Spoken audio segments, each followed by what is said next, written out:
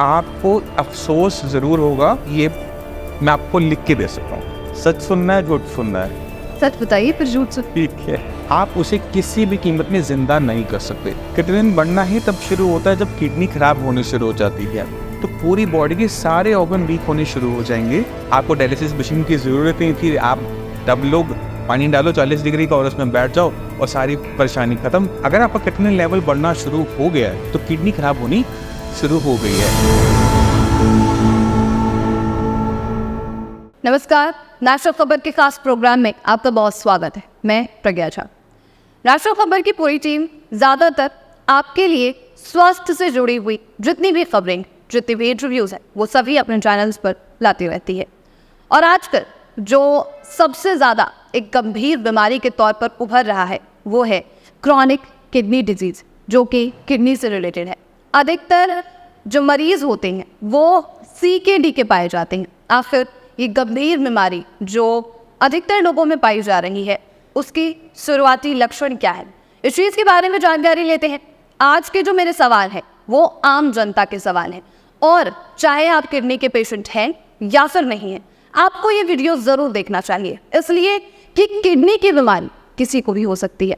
चलिए आज इसी के बारे में जानकारी लेते हैं। मेरे साथ मौजूद है जाने माने डॉक्टर पुरु धवन, जो कि एक किडनी स्पेशलिस्ट हैं। सो बहुत स्वागत है आपका। नमस्कार। सवाल मेरा ये है कि आजकल CKD के पेशेंट हमारे चैनल्स पर भी बहुत सारे आ रहे हैं, और गंभीर से गंभीर बीमारी वो बताते हैं कि मैं गई अलग अलग डॉक्टर्स के पास गई हूँ, लेकिन मैं ठीक नहीं हो पाई। आखिर किडनी खराब होने की जो वो शुरुआती दौर होती है, वो सिम्टम्स जो होते हैं, उसके बारे में जानकारी। किडनी फेलियर जो होती है वो बहुत कॉमन होती जा रही है, क्योंकि इसके पीछे जो कारण है वो भी बहुत कॉमन है। अगर हम 80% पेशेंट में बात करें तो 80% पेशेंट में जो कारण देखने को मिलते हैं वो या तो फिर हमें हाई ब्लड प्रेशर मिलता है या फिर हाई शुगर मिलता है। अब हाई ब्लड प्रेशर और हाई शुगर जो लेवल्स हैं वो हर दूसरे घर में देखने को मिलते हैं। इसी वजह से किडनी फेलियर जो है वो बहुत तेज़ी से बढ़ता जा रहा है। अगर हम बात करें कि आपको BP है, अब BP है तो इस मतलब ये थोड़ा सा आपकी किडनी खराब हो जाएगी। 4 में से 1 हाई ब्लड प्रेशर के पेशेंट की किडनी खराब हो जाती है। और इसी तरह से अगर आपको शुगर है तो 4 जो पेशेंट को शुगर है उन 4 को किडनी खराब नहीं होगी, 4 में से 1 की किडनी खराब होने की संभावना बन जाती है। तो इसी वजह से जो हम देख रहे हैं अपने आसपास सोसाइटी में कि नंबर ऑफ पेशेंट CKD के बढ़ते जा रहे हैं, वो क्योंकि BP और शुगर दोनों लाइफस्टाइल डिसऑर्डर्स हैं। आप BP का चेक नहीं करते, आप अपनी शुगर टेस्ट नहीं करते, तो उसकी वजह से बीमारी बढ़ जाती है। ये तो बात हुई सिम्टम की। अब कई सारे ऐसे पेशेंट होते हैं जिनका क्रिएटिनिन लेवल जो है काफ़ी ज़्यादा बढ़ा हुआ होता है। आखिर वो कौन सा स्टेज है जहाँ पर आपका क्रिएटिनिन इतना बढ़ गया कि आपकी किडनी ही फेल हो जाती है? वो कौन सा लेवल? क्रिएटिनिन बढ़ना ही तब शुरू होता है जब किडनी खराब होने शुरू हो जाती है। एक किडनी फेलियर पेशेंट में भी उतना ही क्रिएटिनिन बनना होता है जितना एक नॉर्मल इंसान में, यानी हमारे और आपकी बॉडी में बन रहा होता है। फ़र्क बस इतना होता है कि हमारी किडनी उसको डेली बेसिस पे क्लियर आउट कर रही होती है, बाहर कर रही होती है। मगर एक किडनी फेलियर पेशेंट की बॉडी में किडनी के ना काम करने की वजह से क्रिएटिनिन लेवल बढ़ने शुरू हो जाते हैं। अगर किडनी ठीक से काम कर रही होती, क्रिएटिनिन जो बन रहा है वो निकलता रहता, लेवल अपने मेंटेन हो जाते। तो अगर आपका क्रिएटिनिन लेवल बढ़ना शुरू हो गया है तो किडनी खराब होनी शुरू हो गई है। और क्रिएटिनिन भी तब बढ़ना शुरू होता है जब कम से कम किडनी को 30% का डैमेज हो चुका हो। उससे पहले का डैमेज तो हम कोई डॉक्टर पहचान ही नहीं पाता। सिर्फ एक इनिशियल सिम्टम आता है जिसकी हेल्प से हम ये आइडिया लगा सकते हैं कि कुछ ना कुछ किडनी का गलत हो रहा है, और वो होता है यूरिन के अंदर प्रोटीन का आना। अगर आपके यूरिन में प्रोटीन आ रहा है, झाग आ रही है, रिपोर्ट आप करवाते हैं, टेस्ट करवाते हैं और देखते हैं कि पॉजिटिव आ रहा है प्रोटीन, तो इनिशियल सिम्टम होता है जो क्रिएटिनिन के बढ़ने से पहले आता है, जो इनिशियल साइन होता है कि कुछ ना कुछ गलत हो रहा है। अब क्या गलत हो रहा है, किस वजह से गलत हो रहा है, वो एक डॉक्टर का काम बनता है कि इसे फाइंड आउट करे, डायग्नोसिस बनाए, फिर उस हिसाब से ट्रीटमेंट को आगे बढ़ाए। कई ऐसे डॉक्टर्स हैं जिनके पास मैं विज़िट करती हूँ, वो कहते हैं कि 80% किसी भी इंसान की, किसी भी व्यक्ति की अगर किडनी फेल हो चुकी है या डैमेज हो चुकी है, हम उन्हें या तो रिकवर कर सकते हैं या रिवर्स हो सकती है। क्या आपके पास भी ऐसा कुछ है कि 80% किडनी फेलियर वाला कोई इंसान आता है आपके पास, बोलता है कि मुझे ट्रीट होना है, आप ऐसा करते हैं? सच सुनना है, झूठ सुनना है? सच बताइए फिर झूठ सुन। ठीक है, 80% किडनी अगर डैमेज है तो क्रिएटिनिन लेवल तकरीबन आपका 6 या 7 के आसपास होता है।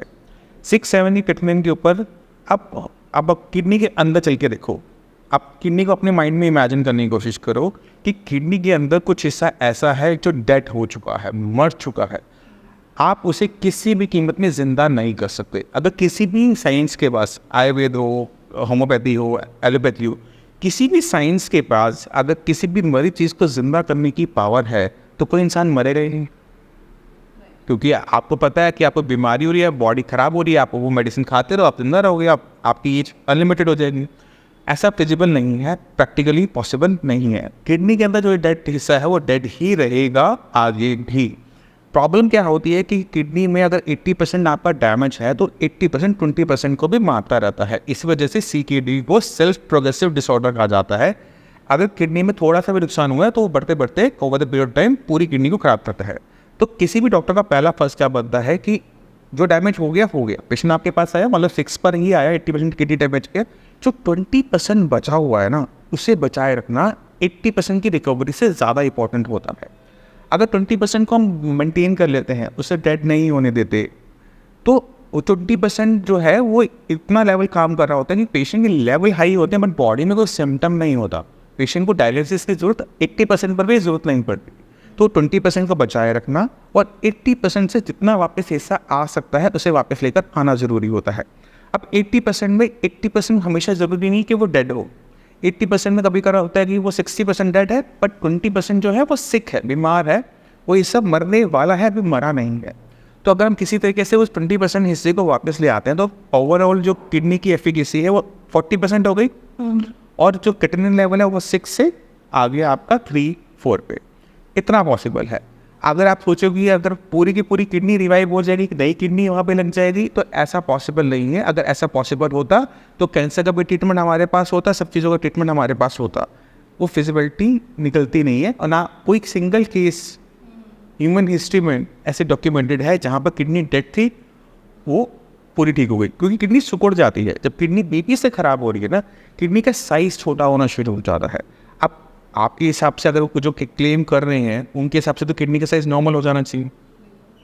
ऐसा कोई सिंगल केस मेडिकल हिस्ट्री में किसी के पास भी नहीं। अच्छा, डायबिटीज़ के पेशेंट भी हमारे पास बहुत है और सवाल ये है कि क्या अगर कोई डायबिटिक पेशेंट है, क्या उसकी किडनी पर डायबिटीज़ से कोई इफेक्ट पड़ता है? डायबिटीज़ और बीपी सबसे बड़े कारण में से एक है किडनी खराब होने के। तो अगर आपकी शुगर लेवल हाई रहती है और आपकी शुगर 200 प्लस रहती है तो आपकी किडनी खराब होने के चांसेस वैसे भी बहुत ज़्यादा बढ़ जाते हैं। क्योंकि जब डायबिटीज़ किसी को होती है तो हमारी जो ब्लड वेसल्स हैं जो बिल्कुल बारीक होती हैं, बाल से भी 1/3 पतली होती हैं, जैसे हमारी आइज़ के अंदर, हमारे आँखों के पर्दे के पीछे जो होती हैं, हमारी नर्व्स जो हमारी नसें होती हैं वहाँ की, और हमारी किडनी की जो ब्लड सप्लाई होती है वो बहुत महीन होती है।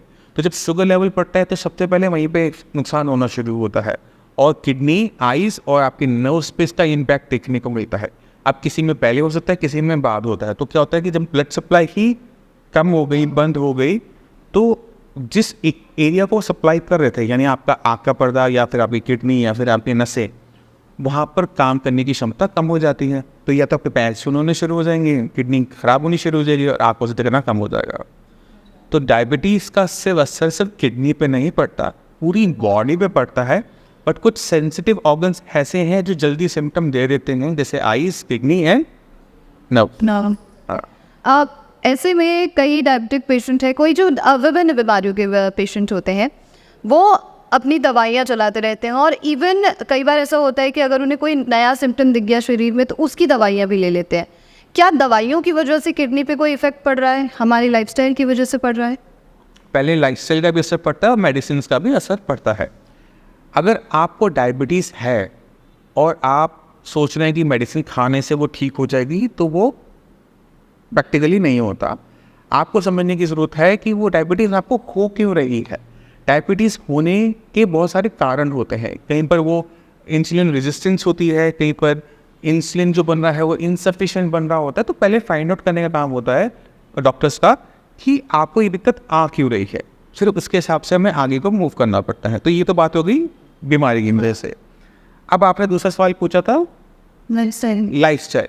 अब अगर हम 80% किडनी फेलियर की बात करें तो वो लाइफस्टाइल डिसऑर्डर्स में से ही काउंट होता है, बीपी एंड शुगर। और अगर आप अपने लाइफस्टाइल को ठीक रखते हैं, फूड इनटेक अच्छा करते हैं, ब्लड प्रेशर और शुगर को मॉनिटर करते रहते हैं, तो आपको पहले पता लग जाता है कि मेरे साथ कुछ गलत हो सकता है। क्या गलत होगा बात की बात।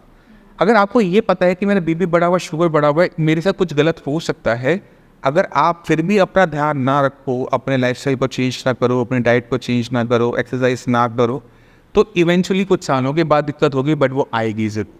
हो सकता है कि कुछ और लेट हो जाए, वो आपको ओल्ड एज में जाके परेशान करे, बट वो परेशानी आएगी ज़रूर। तो आज मेरी एज 37 है, तो अगर मैं आज अपना ध्यान रखता हूँ तो मुझे इसका फ़ायदा फ्यूचर में होगा। आज मेरा बीपी ठीक है तो मुझे पता है कि मुझे लाइफ टाइम बीपी की वजह से होने वाली बीमारियां नहीं होंगी। आज मैं अपना ध्यान रखता हूँ, मुझे ये पता है कि मैं डायबिटीज़ से मेरे को फ्यूचर में परेशानी नहीं होगी, तो मुझे ध्यान आज की ही डेट में रखना पड़ता है। फ्यूचर का सोचना है तो आज को ठीक करना पड़ेगा। अगर मैं ये कहूँ कि मैं स्वस्थ हूँ, किसी भी इंसान से पूछेंगे मैं स्वस्थ हूँ, मैं क्यों जाऊँ डॉक्टर के पास चेकअप कराने के लिए, क्या वो इंसान ठीक है? अगर कोई इंसान ये कहता है कि मैं ठीक हूँ। देखो, डॉक्टर से सब डरते हैं और डॉक्टर से भी डरता है, सच्चाई वाली बात, ठीक है। हम हर महीने, हर 6 महीने बाद, हर साल बाद डॉक्टर पे विजिट करना वैसे भी पसंद नहीं करते, तो हम उसको वो वैसे ही रहने देते क्योंकि हम वो चेंज नहीं कर सकते, ठीक है। हम क्या कर सकते हैं, हम पीरियोडिकली अपने टेस्ट करवा सकते हैं। आप अपने बर्थडे पे साल में एक बार फुल बॉडी चेकअप कर पाओ, अपने आप को बर्थडे गिफ्ट दिया एक तरीके से।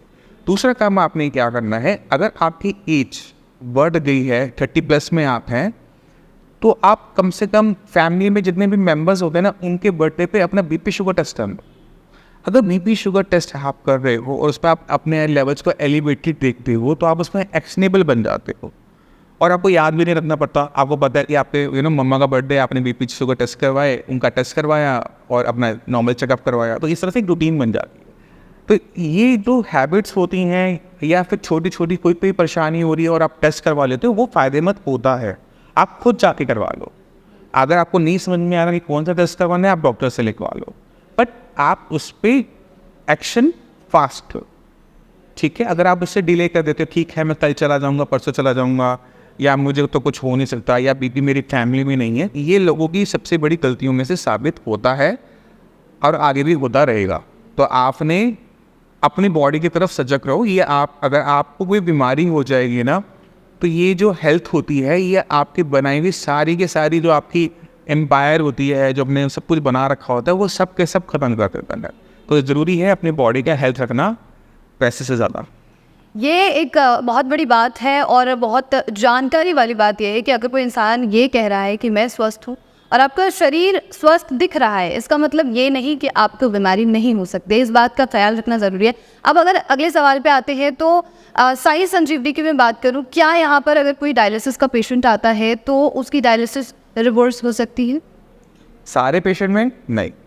देखो, आपको वो समझना पड़ता है कि किडनी किस लेवल पे पहले तो डायलिसिस शुरू हुआ, उसको यूरिन आ रहा है या नहीं आ रहा है। अगर पेशेंट को यूरिन नहीं आ रहा होता, बिल्कुल यूरिन नहीं आ रहा है, तो उसके रिवाइवल के चांसेस बड़े कम हो जाते हैं।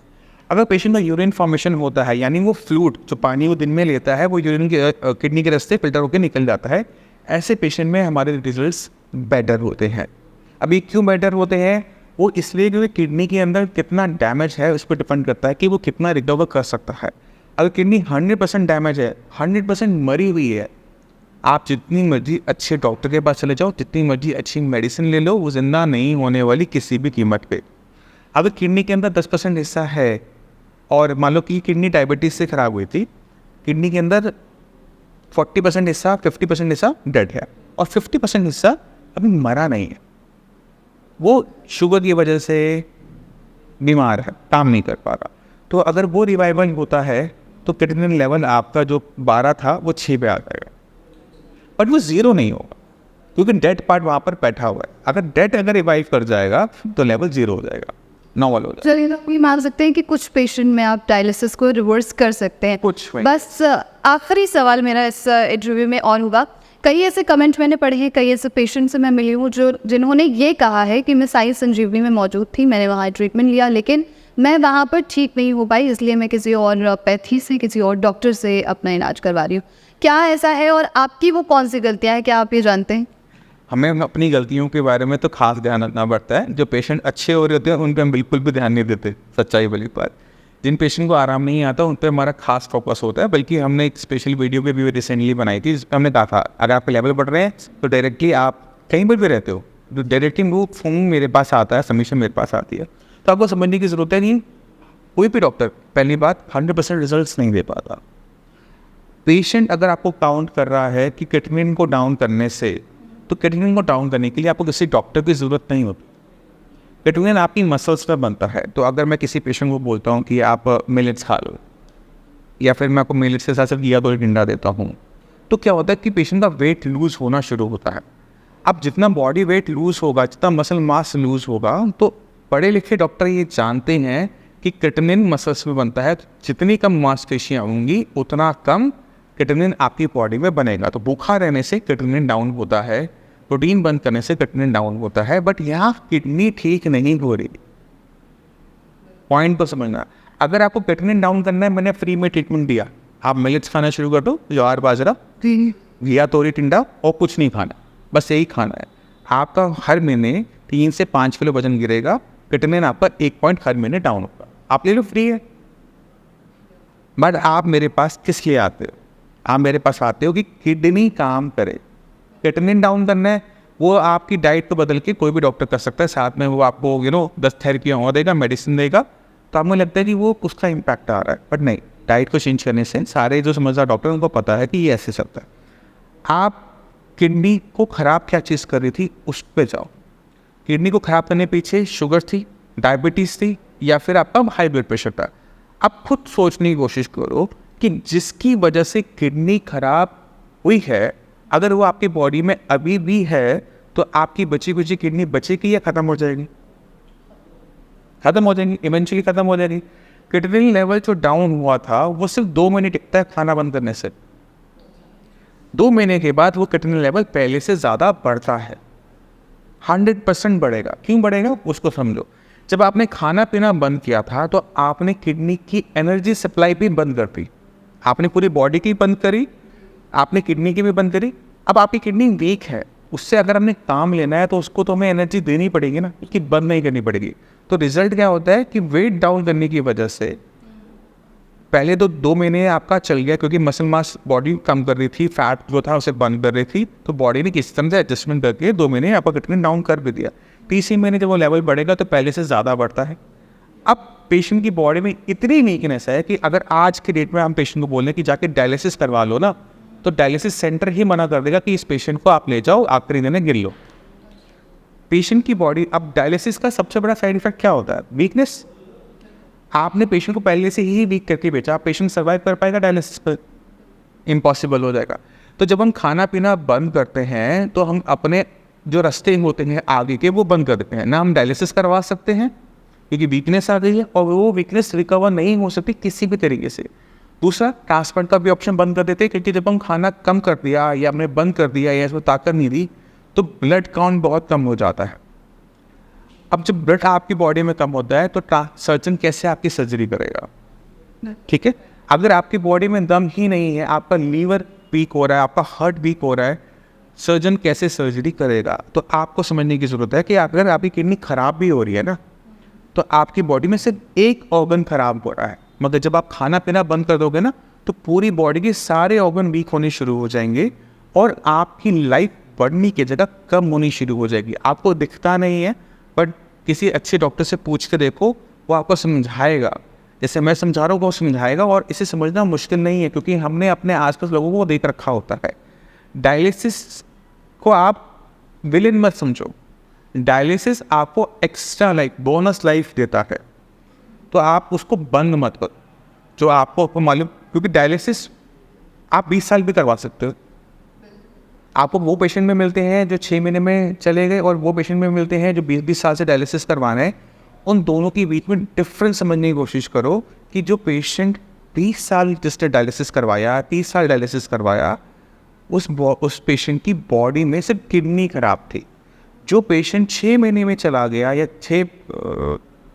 कम चल पाया, उसकी बॉडी में वीकनेस बहुत ज़्यादा पहले से ही थी। तो अपनी बॉडी में वीकनेस जनरेट करना ये सबसे बड़ी गलतियों में से एक होता है जो एक किडनी फेलियर पेशेंट अपनी लाइफ में अपने साथ कर सकता है। आखिरी सवाल और होगा कि कई बार मैंने ऐसे पेशेंट्स देखे हैं, कई ऐसे ट्रीटमेंट्स देखे हैं, थेरेपीज देखे हैं जिसमें गर्म पानी में किसी भी पेशेंट को बिठाया जाता है। क्या उससे क्रिएटिनिन लेवल कम होता है? किडनी के पेशेंट को कोई फ़ायदा मिलता है इससे? कितना अच्छा होता ना अगर ऐसा हो जाता है ना। आपको डायलिसिस मशीन की ज़रूरत नहीं थी, आप तब लोग पानी डालो 40 डिग्री का और उसमें बैठ जाओ और सारी परेशानी ख़त्म। गर्म पानी में बैठने से आपको सिर्फ एक चीज़ होती है, वो है पसीना निकलना। आपकी बॉडी में जब पसीना निकल रहा है तो आपकी बॉडी में से पानी निकलता है, आपकी बॉडी में जो नमक है वो निकलता है और आपकी बॉडी में जो यूरिया है वो निकलता है। क्रिएटिनिन नहीं निकलता क्योंकि क्रिएटिनिन का मॉलिक्यूल बड़ा होता है। अब क्लेम बहुत बड़े बड़े किए जाते हैं, मगर क्लेम के पीछे कोई ना कोई साइंटिफिक चीज़ें होनी चाहिए। अगर किसी भी पेशेंट ने डाइट बंद की है, कम की है और वो गर्म पानी में बैठा है, अब पेशेंट को ये लगता है कि मेरा जो क्रिएटिनिन डाउन हुआ है वो पानी में बैठने की वजह से हुआ है, बट होता ये है कि पेशेंट की बॉडी में से यूरिया और क्रिएटिनिन कम इसी वजह से हो रहा होता है क्योंकि पेशेंट खाना नहीं खा रहा और वेट लूज कर रहा है। यूरिया लीवर में बनता है। जब आप कुछ खाना खाते हो तो जब हम खाना डाइजेस्ट करते हैं तो उस प्रोसेस के बीच में यूरिया बनता है। अगर आपने खाना ही कम खाया है तो लीवर भी कम काम करेगा और कम यूरिया बनाएगा और किसी वजह से रिपोर्ट्स में हम इनिशियल चेंजेस देख लेते हैं। दूसरी समझने वाली बात है, वो पानी नॉर्मल गर्म था। आप रोज़ शॉवर लेते हो, रोज़ नहाते हो, तो पानी कभी आपके स्किन के अंदर जाता है? जब पानी ही अंदर नहीं गया तो उसमें अगर हम कोई दवाई भी डालेंगे तो स्किन के अंदर जाएगी, किडनी तक कैसे पहुंच गई? और किडनी के साथ हमने ऐसा उसको क्या दिया कि वो रिवाइव हो जाएगी? बताओ, आप सोच के बताओ। तो हम वो धोखा है जो नहीं होना चाहिए। आपको खुद लॉजिक यूज़ करना चाहिए। इतना किसी के लिए भी मुश्किल नहीं है कि स्किन वन वे रास्ता है, इसमें से चीज़ें बाहर आ सकती हैं, इसके अंदर जा नहीं सकती। अगर इसके अंदर जानी शुरू हो जाएंगी तो आप जब नहाओगे तो पानी भर जाएगा आपके अंदर भी, ठीक है। अब आपको समझने की ज़रूरत है कि जो आपने गर्म पानी में बैठे तो आपको जो फ़ायदा होता है वो उसको भी समझने की ज़रूरत है। उसका नेगेटिव पार्ट है, उसका पॉजिटिव पार्ट भी है। आपकी बॉडी में यूरिया मेंटेन करने में वो हेल्प कर रहा है क्योंकि आपके पसीने के अंदर आपके यूरिन के कंपैरिजन में 50 टाइम्स ज़्यादा यूरिया होता है। तो स्वेटिंग अच्छा है, बट वीकनेस के साथ अच्छा नहीं है। अगर आप डाइट प्रॉपर ले रहे हो तो आप गर्म पानी का यूज़ कर सकते हो। सिर्फ गर्म पानी में बैठना नहीं, आप उसकी जगह यूज़ सोना बाथ भी कर सकते हो क्योंकि प्रिंसिपल पसीना निकालना है। आप पसीना किसी भी तरह से निकालोगे आपको बेनिफिट मिलेगा, बट डाइट को इंपॉर्टेंट, डाइट बैलेंस होनी चाहिए। आप क्या खा रहे हो बहुत इंपॉर्टेंट है क्योंकि अगर आपने प्रॉपर डाइट नहीं ली, बॉडी में वीकनेस आती है, मिनरल्स डेफिशिएंट हो जाती है, बॉडी विटामिन कम हो जाते हैं, तो बॉडी में वीकनेस जो डेवलप होगी आप उसे चाहकर भी कभी कंप्लीट नहीं कर पाओगे। चलिए, तो मान सकते हैं कि ये बस स्वेटिंग की वजह से जो है कुछ इनिशियल में। हाँ, वो तो हर पेशेंट कर सकता है ना घर पे। आप कुछ सोना बात होता है, अमेजोन पे आप सर्च करो, सोना एट होम सर्च करो, आपको किट मिल जाएगी 4-5 हज़ार रुपये की। उसे घर पे रखो, आराम से रोज़ करो, आप कोई दिक्कत नहीं है और वो बेनिफिशियल है। मगर उन पेशेंट के लिए जिनका डायलिसिस चल रहा है, जिनके लेवल्स बहुत ज़्यादा हाई है, जिनके लेवल 10 से नीचे होते हैं, अगर उसे यूज़ भी करते हैं तो उनको हमें कोई खास बेनिफिट दिखने को नहीं मिलता। जिनके लेवल मान लो 12 है, 13 है, 14 है, 15 है, कसम खा रखी है डायलिसिस नहीं करवाना, कुछ भी हो जाए, मर जाऊँ बट मैं डायलिसिस नहीं करवाऊँगा, उनके पास एक ही रास्ता बच जाता है, वो है स्वेटिंग, पसीना निकाला, जिसे आयुर्वेद में स्वेदन कहा जाता है, ठीक है। और इसको चाइनीज थेरेपी के अंदर भी यूज़ किया जाता है। डायलिसिस मशीन आने से पहले इसी प्रिंसिपल पे काम किया जाता था कि किसी भी तरीके से पेशेंट की लाइफ को जितना हो सके लंबा किया जा सके, क्योंकि डायलिसिस मशीन तो अभी रिसेंटली बनी है, 30-40 साल हुए होंगे, उससे पहले तो किडनी खराब तो होती थी। तो वो वाला प्रोसेस है, तो उसको आप यूज़ कर सकते हैं, बट सोच कर समझ कर, खाना बंद करके किसी भी कीमत पर मत करो। अगर खाना पीना बंद कर दिया या सिर्फ मिलेट डाइट पर रहकर या भूखा रहकर अगर आप कर रहे हो तो आपको अफसोस ज़रूर होगा, ये मैं आपको लिख के दे सकता हूँ। चलिए पुरुष धवन जी, बहुत शुक्रिया आपका इस खास जानकारी के लिए, थैंक यू सो मच। तो ये थी वो खास जानकारी जिसके बारे में हमने शुरुआती दौर में बात की थी कि आज के जो सवाल होंगे वो आम जनता के सवाल होंगे, और कुछ ऐसे सवाल भी आज जिनके जवाब आज हमें मिले हैं जो लॉजिक्स पर डिपेंड करते हैं।